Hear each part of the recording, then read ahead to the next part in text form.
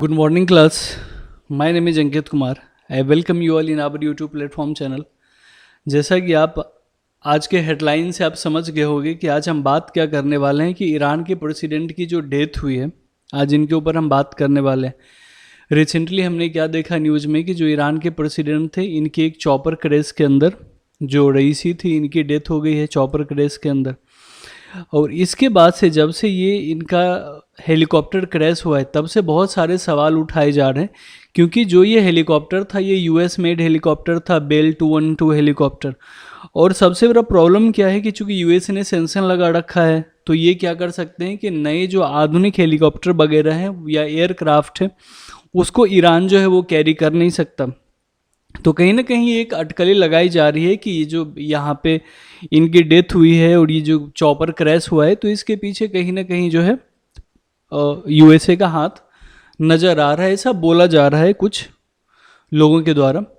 अगर हम बात करें लोकेशन की, तो ये ईरान और अजरबैजान के बॉर्डर के आसपास का रीजन है, जहाँ पे ये क्लैश हुआ, जहाँ पे ये क्रैश हुआ था, वो आप देख सकते हो कि अगर आप देखोगे तो ये आर्मेनिया, ये अजरबैजान वाला रीजन है, और ये देखो यहाँ पे ये ईरान से ये बॉर्डर शेयर करता है। और इसी रीजन में ये जो यहाँ पे आपको ये स्टार मार्क दिख रहा है, ये धमाके वाला, ये वही रीजन है जहाँ पे आपको क्या दिखा था कि इनका प्लेन जो है वो क्रैश हो गया। 19 मई को प्लेन क्रैश हुआ था, और इसके बाद अगर हम देखें तो कई जाने गई थी। प्रेसिडेंट के साथ साथ 7 और लोगों की जान गई थी, जिसके अंदर आर्मेनिया के भी यहाँ पे मिनिस्टर थे, इसके साथ साथ ईरान के भी कुछ और मिनिस्टर थे जहाँ पे जिनकी जान यहाँ पे गई। तो यही सारी चीज़ आपको यहाँ पे न्यूज़ में भी देखने को मिलेगा कि जो ईरान के प्रेसिडेंट हैं, इनकी डेथ हो गई, इनके साथ साथ जो फॉरेन मिनिस्टर्स थे उनकी भी यहाँ पे डेथ हो गई। तो ईरान के अंदर 2 तरह का आप रूल देखोगे, तो वहाँ पे सुप्रीम लीडर भी होते हैं। तो ईरान के जो सुप्रीम लीडर हैं, जो खमीनी वहाँ के सुप्रीम लीडर, उन्होंने ये क्लियर कर दिया कि फाइनली इनकी डेथ तो हो ही चुकी है, और जो फर्स्ट वाइस प्रेसिडेंट है, ये इंटरिम प्रेसिडेंट का चार्ज यहाँ पे लेंगे।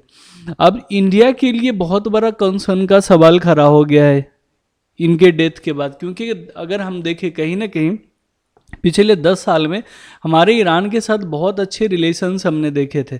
तो कहीं ना कहीं अब हमें ये लग रहा है कि अब इसकी वजह से इंडिया को परेशानी झेलनी पड़ सकती है। ठीक है, एक बार हम पहले ये चीज़ देख लेते हैं कि इस क्राइसिस के पीछे जो यूएसए का हाथ जो बताया जा रहा है, वो किस बिहाफ पे बताया जा रहा है। Are US sanctions behind Iran aviation crisis.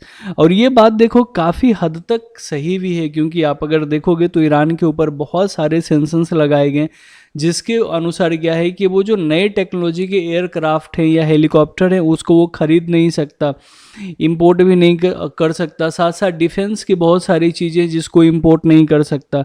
इसके साथ साथ अगर आप देखोगे तो यूरेनियम वगैरह जो है, जितने भी न्यूक्लियर फ्यूल्स होते हैं, उसको भी वो यहाँ पे इंपोर्ट या एक्सपोर्ट नहीं कर सकता। तो बहुत सारी रिस्ट्रिक्शंस लगाई गई है यूएस के द्वारा, और इस वजह से कहीं ना कहीं अगर आप देखोगे तो ईरान के अंदर मेनली अगर आपको दिखेगा तो यूएस मेड कंपोनेंट ही आपको वहाँ पे देखने को मिलेंगे, बाहर की चीज़ें आपको वहाँ पे बहुत कम देखने को मिलेंगे। और कहीं ना कहीं अभी हमने देखा था कि ईरान ने कहीं ना कहीं अगर आप देखोगे यहाँ पे, तो एक जियो पॉलिटिक्स के अगर पॉइंट से अगर आप समझने की यहाँ पे कोशिश कीजिए, तो जो इजराइल का वॉर चल रहा है, इजराइल में हमने क्या देखा था कि ईरान ने घुस के इजराइल के ऊपर अटैक किया था, और इजराइल को यूएसए यहाँ पे कंटिन्यूसली सपोर्ट कर रहा है, इसको आर्म्स एम्यूनिशन वगैरह का सप्लाई दे रहा है। तो यूएसए के लिए बहुत बड़ा चिंता का विषय भी बना हुआ था, क्योंकि इजराइल जो है कहीं ना कहीं इस वॉर में अब हारती हुई नज़र आ रही है। इजराइल की जनता भी इसको सपोर्ट नहीं कर पा रही है। इवन वहाँ के जो प्राइम मिनिस्टर हैं वो भी बंकर के अंदर चले गए। तो कहीं ना कहीं बहुत सारी चीज़ें यहाँ पे हो रही है, और इस वजह से जो है यूएसए ये टेंशन में आ गया कि अब आगे क्या होगा।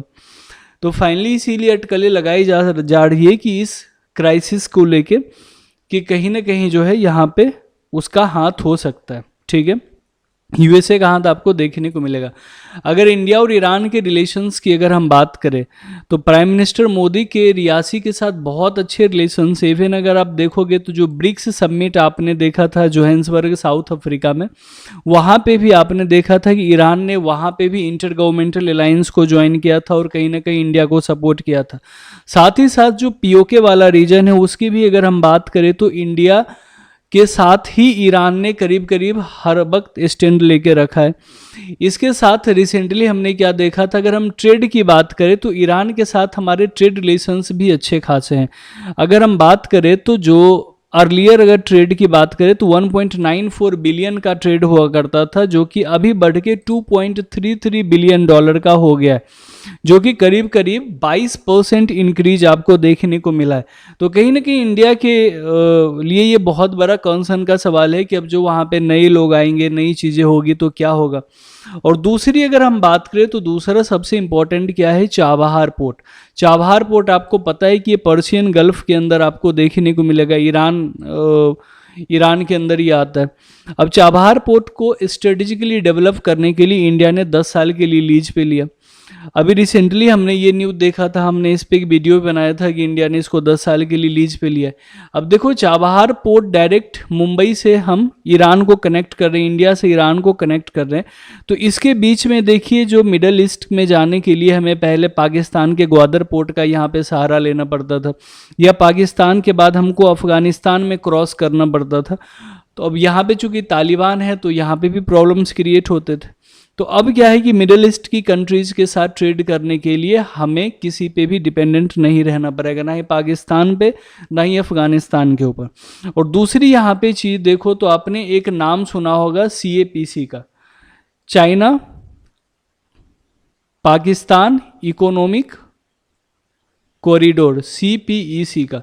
तो CPEC के अंदर हमने क्या देखा था कि चाइना जो है वो ग्वादर पोर्ट को कंटिन्यूसली यहाँ पे इसको स्ट्रेटेजिकली डेवलप कर रहा है।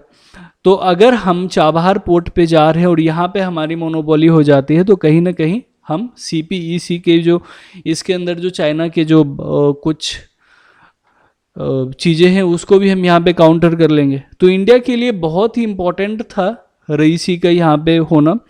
तो अब हमें ये सोचना पड़ेगा, हमारे लिए सच में एक बहुत बड़ा कंसर्न का सब्जेक्ट हो गया है। तो देखते हैं अब आगे क्या होता है। हालांकि हमारे गवर्नमेंट ने, चूंकि हमारे बहुत अच्छे रिलेशन थे उसके साथ, तो हमने 21 मई को प्रेसिडेंट रईसी के डेथ पे हमने नेशनल मॉर्निंग को इंडिया के अंदर ऑब्जर्व किया।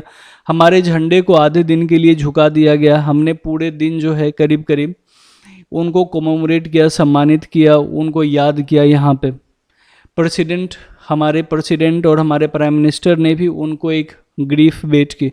तो ये था आज का सेशन। आई होप आपको समझ आ गया होगा कि जो ईरान के प्रेसिडेंट की मौत हुई है उसकी वजह से कहीं ना कहीं जियो पॉलिटिक्स में एक बहुत ही बड़ा इशू क्रिएट होने वाला है, और इंडिया के लिए एक बहुत बड़ा प्रॉब्लम क्रिएट होगा, क्योंकि इंडिया के लिए कहीं ना कहीं ये बहुत ही अच्छी एक फ्रेंडली रिलेशनशिप हमारा इनके साथ था। तो अब जो नई सरकार आएगी उनके साथ कैसे होगी ये हमें अब सोचना पड़ेगा यहाँ पे, ठीक है। तो आपके क्या विचार हैं, आप हमें कमेंट में ज़रूर बताइएगा। मिलते हैं अगले सेशन में, तब तक के लिए थैंक यू सो मच।